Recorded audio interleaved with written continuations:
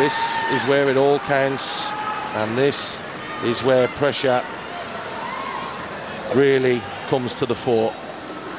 Doesn't matter whether it's a World Cup final, whether you're playing with your mates in the park. This is a serious competition that every player here wants to win. It is the Cannon Lions City Cup, and you can be sure that all 10 players that are going to take these penalties will want to score. So Elijah dances around on his line. Muhaimin for the first penalty for Singapore. Great save from the keeper, down to his left, and that's a big, big save, and it's always important for a goalkeeper to make the first save, Scott. Certainly, it was a good save. You can see the keeper is moving a little bit on the line, which you're allowed to do now, but he guessed right, got down well. You can see it here, great anticipation. Not the best of penalties, it needed to go. It looked like it was at quite a good height, but the keeper did very well. So Juventus now will be taking the next penalty. Pasha Iskandar, who made a couple of mistakes, it has to be said, but it is going to be the substitute, David Feverato, that will take this one.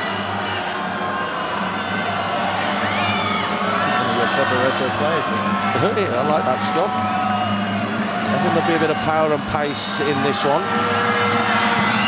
and a bit of cool calmness as well, as he selected that far corner and sent the keeper the wrong way. So that's 1-0 Juventus at the moment.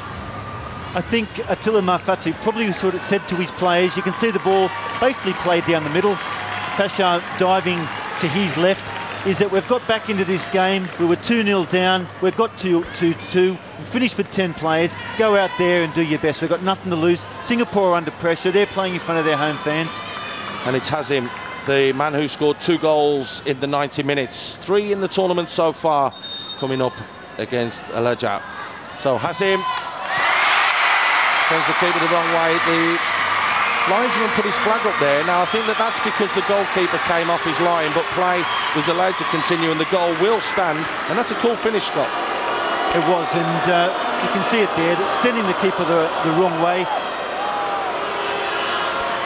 giving Singapore their first goal in this penalty shootout. Giannarelli will step up for Juventus.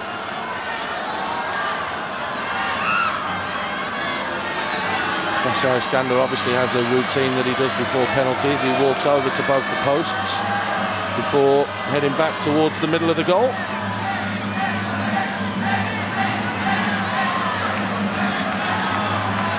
Sets himself. It is Giannarelli, and it's saved! What a save from Pasha Iskandar, all the way down to his right-hand side. And doesn't Muhaimin feel a lot better now as his keeper bails him out and Pasha makes a good save? He did make a good save. You can see he guessed right, dives to his right. Wasn't the best penalty, you have to say. Looks like it's come off his elbow. You can see it here. Pasha has dived the right way, off his forearm possibly, and going or staying out of the goal. So 1-1 at the moment. Iskandar, the man that came on just some 10 minutes before the end of the game, he steps up to try and put Singapore in the lead. Iskandar, nice, cool, calm, collected, exactly what the Singapore team needed, and that's a good penalty, Scott.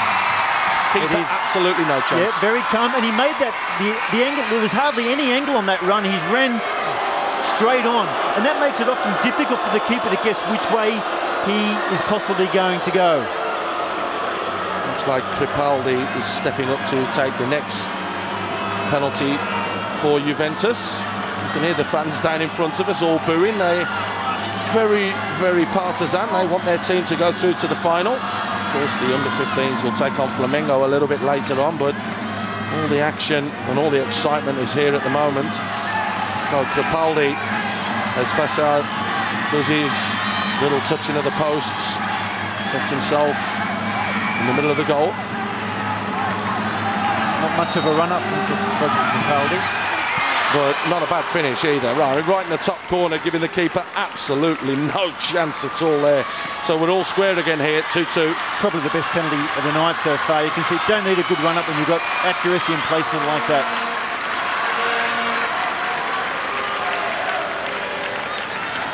Jonathan Tan will now step up to the mark.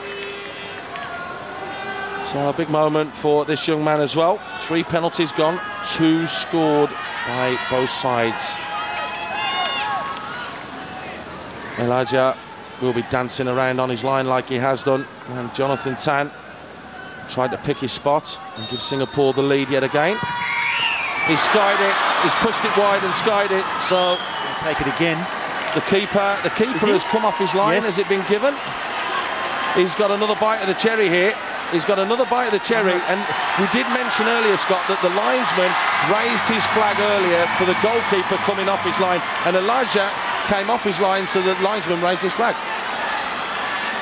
Yeah, I'm not sure the linesman did raise his flag on that occasion. I think it's a decision by the referee. He was definitely on his line. Tan makes no mistake the second time, and that's a big, big penalty, and that's a real turning point in this penalty competition, because down on the sideline, the 4th official is having to hold back some of the Juventus coaches.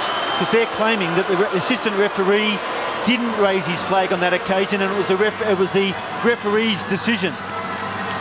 When the penalty shootout takes place, it's the assistant referee's job to monitor the movement of the movement of the goalkeeper, and it's the referee's job to make sure that the run-up is okay. Rinaldi, who started the game today, the first minutes or 2 that he's actually played in this competition, he will step up now to face Fasha Iskander. That's a controversial decision by the referee. Let's see what Rinaldi does first. We can come back to that, Scott, which we will. Rinaldi steps up and, well, sends the keeper the wrong way again. Fasha Iskander, absolutely no chance there, and we're back to all square. We've got 1 penalty left each, and then it will be sudden death.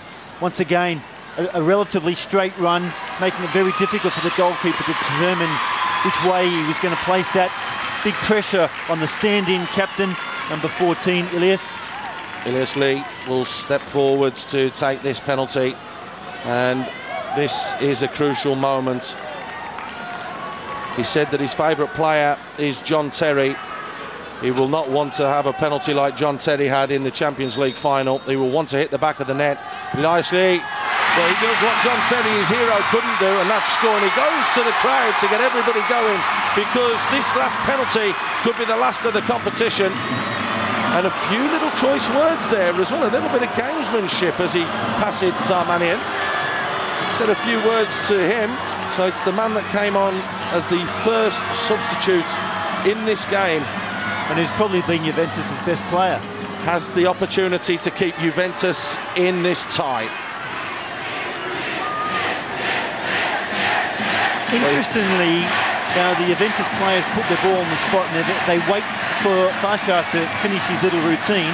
If it was me, I'd be telling him to hold the ball in their hand, wait for Fasha to get his position, and then put the ball down.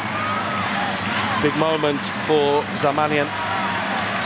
This to go through to the semi-finals for Singapore. They're through! It's hit the crossbar and gone wide. Singapore are in the semi-finals, and that's heartbreak for Zarmanian. As you said, Scott, the best player by far on the Juventus side tonight, but he has missed his penalty, and the Singapore Cubs go marching through to the final of the Cannon Lions City Cup 2011 version.